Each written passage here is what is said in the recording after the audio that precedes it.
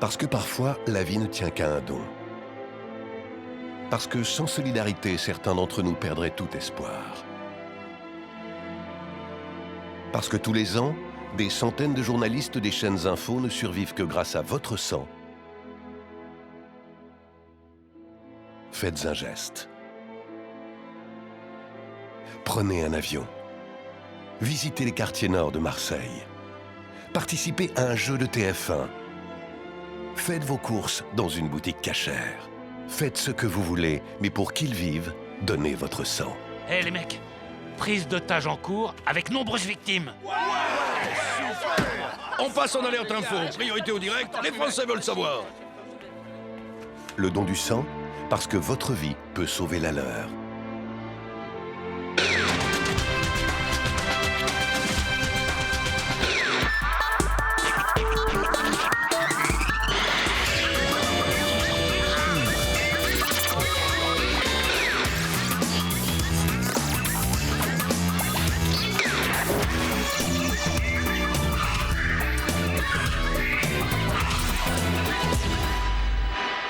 Yves, vous m'entendez? Oui, je vous entends, Patrick. Vous commencez sérieusement à me casser les couilles. Vous avez répété 10 000 fois qu'il se passe plus rien ici.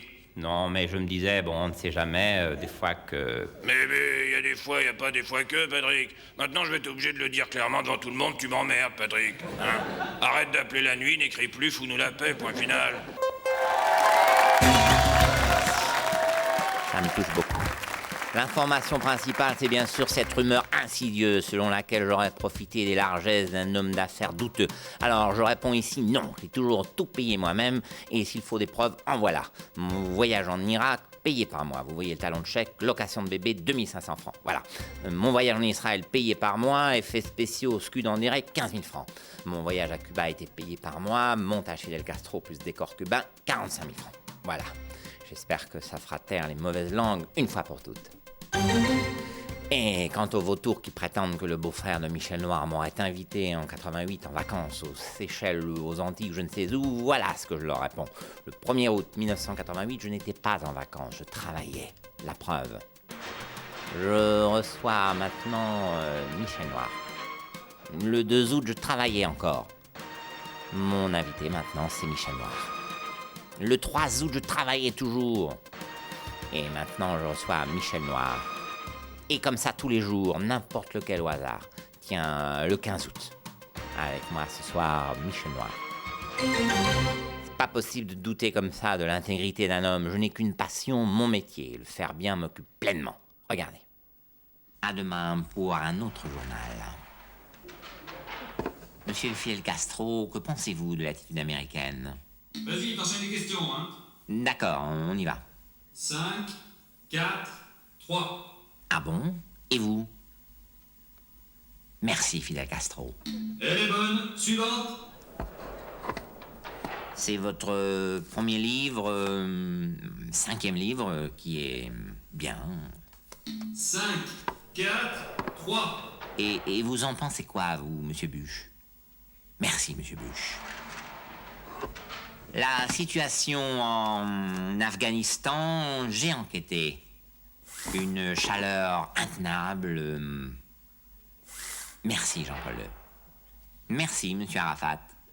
Merci, monsieur Yeltsin. Merci, monsieur Major. C'est bon, Patrick. Autant pour moi, il nous manque un truc pour le bêtisier, là. Mesdames, mesdemoiselles, messieurs, bon... Aïe! Merci, c'est beau. Voilà, avant de refermer ce journal, je voudrais me tourner peut-être une dernière fois vers Yves Mourouzi. Yves? Yves? Yves? Vous voulez pas répondre? Ah, c'est pas gentil ça, Yves. Je dirais même que c'est pas très professionnel. Je suis vraiment un peu déçu. C'est pas du boulot, ça. Résultat, je sais même pas s'il se passe des trucs à Riyad, moi. Patrick? Ah, oui, Yves? Va te faire enculer, Patrick.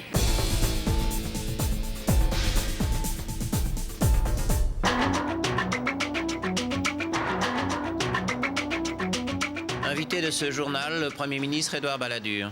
Bonsoir, monsieur Lénart. Alors, monsieur le Premier ministre, première question, est-ce que la reprise ne risque pas d'être trop forte?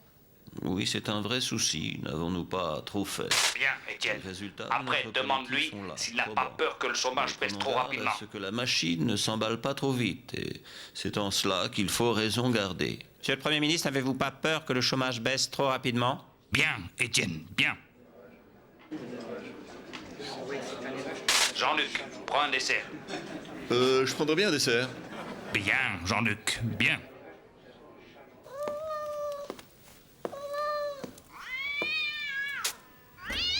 Étienne, tu peux pas donner à manger au chat, tu vois pas qu'il a faim.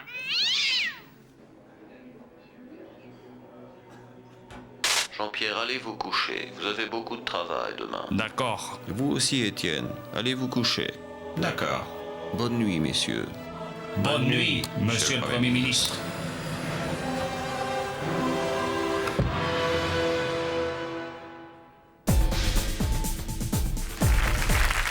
Voilà, sans transition, je reçois donc monsieur Balladur. Bonsoir. Alors, monsieur Balladur, vous avez un meeting par jour. Qui s'occupe des affaires de l'État? Mais enfin, c'est insensé, cette question. Ah, vous ne voulez pas répondre. Alors, passons aux chiffres du chômage, vos chiffres. Par quel miracle arrivez-vous à 10 000 chômeurs de moins alors que tous les experts disent le contraire? Hein? Attends, Patrick, on a un problème là. Bonsoir, monsieur Balladur. Il remonte. Il remonte quoi? Les sondages, ils remontent. Qui, lui, là? Non. Si, il remonte, je t'assure. Flûte, alors. Troisième question. Comment allez-vous, monsieur le Président? Non, n'en fais pas trop quand même. Chirac est encore devant. Oh, flûte, alors, qu'est-ce qu'on fait? On invite Jospin pour taper dessus? Bah non, Jospin, il stagne. Mais il stagne haut. Ils sont dans un mouchoir, tous les trois. Bon, alors, qu'est-ce qu'on fait, alors? Ah, je sais pas. Si on faisait notre boulot. C'est ce que je te dis. Qui en avantage? Non, je te parle pas de ce boulot-là. Je te parle de l'autre, là, journaliste. Hein? Journaliste? Je me souviens plus, moi. Mais si, tu sais le truc, là. Enquêter, vérifier, informer... Oui, oui, d'accord, oui, ça me dit vaguement quelque chose, mais c'est vieux, ça. Faudrait que je remette la main sur mes vieux cours de l'école. Bon, qu'est-ce qu'on fait? On pourrait demander à quelqu'un. Claire Chazal? Non, arrête de déconner, Gérard, on n'a pas le temps, là. Bon, alors on l'a fait, cette interview? Oui, une seconde, on cherche l'angle, là. M'énerve, celui-là. Bon, alors, qu'est-ce qu'on fait, Gérard? C'est toi le patron, après tout. Ouais, t'es journaliste, t'es libre. Fais ce que tu veux. Vous me faire engueuler après, merci bien. Dites donc, vous deux, j'ai pas la journée, moi. Oh, ça va, hein. C'est de votre faute, après tout. Vous pouvez pas vous décider à être en tête ou à être dernier une bonne fois pour toutes? Oui, c'est vrai, ça. On est dans une chaîne qui appartient à un groupe qui dépend beaucoup des marchés de l'État. Alors, on aimerait bien savoir qui va le diriger, cet État. Et vite! Je suis désolé, je pensais que ce serait moi, et puis... Eh oui, je pensais. Ben, faut pas penser. Faut être sûr, on monte, on descend, et puis on remonte, c'est un peu facile, ça. Patrick, j'ai peut-être une idée. Si on invitait les petits candidats pour se moquer d'eux. Mais non, on fait ça tout le temps. Ou alors on invite Jean-François Horry. Mais les plus candidats. Bah justement, on est tranquille. Ok, on fait ça. Parfait, merci monsieur Balladur. Mais j'ai rien dit. Bah justement, c'était parfait. Sans transition, revenons sur un métier mal connu, parfois décrié, mais qui évolue sans cesse, le journalisme à la télévision. Regardez. Ils sont calmes, posés, sûrs d'eux. Ce sont les journalistes à l'américaine. Et il y a quelques années, ils ont débarqué en France. Bonjour, je suis Barbie présentatrice et mon travail c'est de vous donner les infos en vous regardant droit dans les yeux. Tout de suite, on retrouve Ken Reporter. Bonjour, je suis Ken Reporter et mon travail c'est d'être toujours sur le terrain avec un gilet plein de poches. Merci Ken Reporter. Tout de suite, l'analyse de Ken éditorialiste. Bonjour, je suis Ken éditorialiste. Mon travail c'est de faire une analyse et d'avoir 4 feuillets à tapoter sur la table à la fin. Merci Ken éditorialiste. Avant de retrouver Ken chroniqueur, tout de suite, la météo avec Barbie Météo. Bonjour, je suis Barbie Météo et mon travail c'est de présenter des cartes avec des soleils et des petits nuages dessus. Heureusement, ces nouveaux journalistes, on ne les trouve que sur LCI. Tout de suite, les news avec Daphné Rouillet. Bonsoir Daphné. Bonsoir, je suis Barbie News. Et nulle part ailleurs.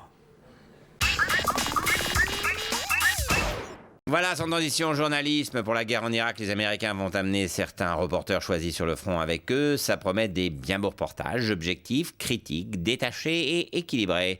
En tout cas, nos amis journalistes sont choyés, regardez.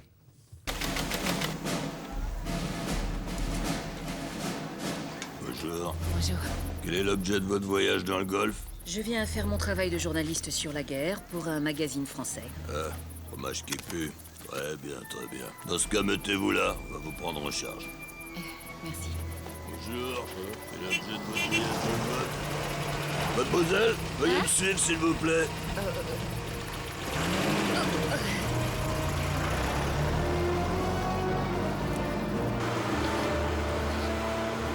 Françoise, c'est bon.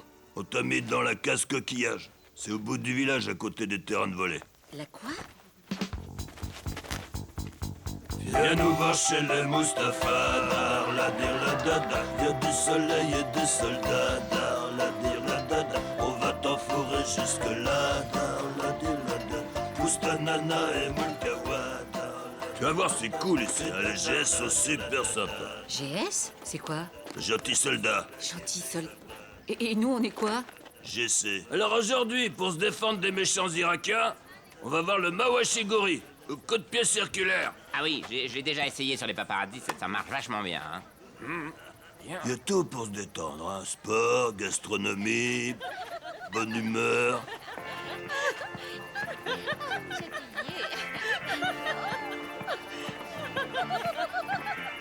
Nul, seul, zéro. Mais la couverture du conflit, alors? Quand est-ce qu'on l'a fait? T'inquiète, c'est prévu. Demain, il y a une excursion organisée sur la ligne de front. Faut juste s'inscrire auprès du chef de village. Ah, quand même. Bienvenue en Irak. Les journalistes. Ils sont de retour sur la guerre du Golfe et ils n'ont pas fini de s'éclater en reportage. Alors, on a besoin de 3 GC à la piscine pour l'apéronautique. 3 GC. C'est quoi, GC? Allez, les gentils cons, 3 volontaires, 3. Voilà, sans transition, pour faire le point sur l'opération Restore Hope, je reçois le commandant Sylvestre. Alors, commandant, ça se passe comment? Super, l'accueil super. Ah, ils sont gentils, les Somaliens? Je sais pas, je n'ai pas vu. Non, je parle des journalistes, moi. Ah bon? Ouais, ils sont sympas puis ils font bien leur travail. C'est gentil, merci. Non, c'est normal. Pendant la guerre du Golfe, les journalistes, ils ont bien fait leur métier. Ils ont bien montré aux gens les images qu'on leur a données. Ils ont bien trouvé les informations ultra secrètes qu'on leur a données. Puis ils ont été sympas. Ils ont pas montré les 300 000 morts qu'ils avaient pas le droit de filmer. Non, ils ont été super, les journalistes. Merci. Alors, pour les remercier, le président Bush, il les a tous invités à Mogadiscio. Et là, ils peuvent filmer tout ce qu'ils veulent, vu qu'il n'y a rien à voir. C'est leur liberté de la presse. Ils filment tout. Nous, les soldats humanitaires, ils filment les gars en train de nous filmer. Et puis ils se filment entre eux. Ils font leur métier de bons journalistes. Mais c'est quoi un bon journaliste, alors? C'est un journaliste qui filme là où on lui dit de filmer. Puis qui pose des questions qu'on lui donne. Bref, qui fait pas chier le monde. Nous, les soldats humanitaires, on a tous un portrait robot du bon journaliste, pour le reconnaître. Ah oui, montrez-nous ça, commandant. Oula... Ouais, je le montre bien à la caméra, hein. Et toi, le journaliste, là, fais ton métier, filme-moi ça. Non, c'est bon, on l'a bien vu. Allez, sans transition, vite. Et reste à l'actualité. Cette année, le journal télévisé a fêté ses 60 ans. Un journal dont le style a lentement évolué depuis que le petit écran s'est installé dans les foyers français. 1949, le journaliste n'était pas visible à l'écran. Il commentait l'actualité en off. C'est en 1954 que le premier présentateur fait son apparition derrière une table. Longtemps, cette image du présentateur figé sera la marque de fabrique du journal télévisé. La révolution s'amorcera le 28 avril 1985, quand Yves Mourouzi s'assiera sur son bureau, une feuille à la main, pour interviewer François Mitterrand. Je voudrais savoir, est-ce que vous êtes un président chébran? Yves Mourouzi ouvrait ainsi la voie aux JT modernes, qui connurent de nombreux changements jusqu'à aujourd'hui, et l'apparition des journalistes debout, que l'on voit un peu partout, sur France 3, sur Canal+, ou sur le nouveau journal télévisé d'M6. Mais à côté de ce journalisme moderne, subsiste un journalisme plus traditionnel, le journalisme couché. Bonjour à tous. Bon, on est d'accord, personne ne montre la vidéo de Brice Hortefeux qui tient des propos racistes. Moi, vivant, jamais. Moi, je suis à la radio, mais j'en ai pas parlé. Hors de question. Bon.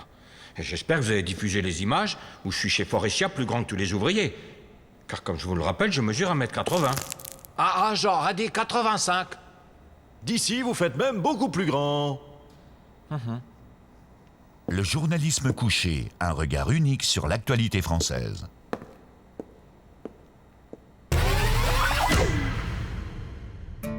La Ligue d'improvisation est de retour. Après la victoire de Trappes en 2011. Je détiens le prince en otage. Un prince? Bon, je m'en fous, je préfère les pépitos. Découvrez les 2 équipes en lice pour remporter le titre 2012, iTélé et BFM TV. Le principe est simple, un plan unique, diffusé pendant plusieurs heures. Et place à l'imagination. Alors on le voit clairement sur les images, les CRS ont l'air sereins, ce qui corrobore parfaitement notre analyse. Tout à fait. On peut le dire quasi officiellement. Mohamed Merah a mis fin à ses jours. Un match sans merci avec des trouvailles permanentes. Ah, ça y est, c'est confirmé, un pompier a retiré son casque, Mohamed Merah s'est rendu. Tout à fait, car tous les pompiers vous le diront, un casque qu'on retire sur un théâtre d'opération, c'est un signe qui ne trompe pas. La Ligue d'impro des journalistes. 33 heures d'improvisation non-stop. Oui, ces 3 explosions qu'on vient d'entendre sont soit le signe que le raid est passé à l'attaque, soit que le raid tente d'effrayer le forcené, soit les Chinois fêtent le Nouvel An avec 2 mois de retard. Il a tiré sur les policiers à son réveil. Mohamed Merah n'est pas du matin. Bon, match nul.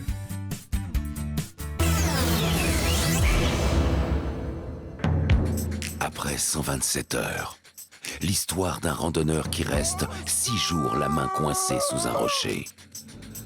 Découvrez un récit encore plus extrême.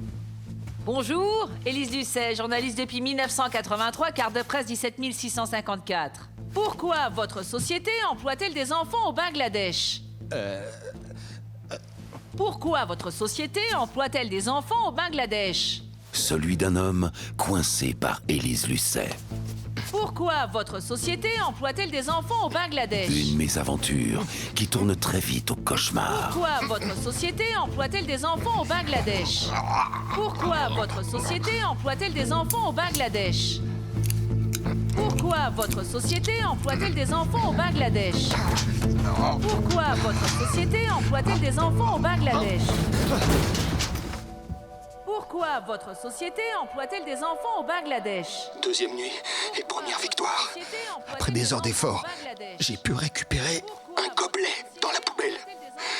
Je vais pouvoir boire mon urine. Pourquoi votre société emploie-t-elle des enfants au Bangladesh? Une expérience qui le mènera au bout de lui-même. Pourquoi votre société emploie-t-elle des enfants au Bangladesh? Pourquoi votre société emploie-t-elle des enfants au Bangladesh? Pourquoi votre... Qu'est-ce que vous voulez que je vous dise? Que c'est pour le profit? Eh ben, jamais je le dirai. Jamais. Je préfère encore...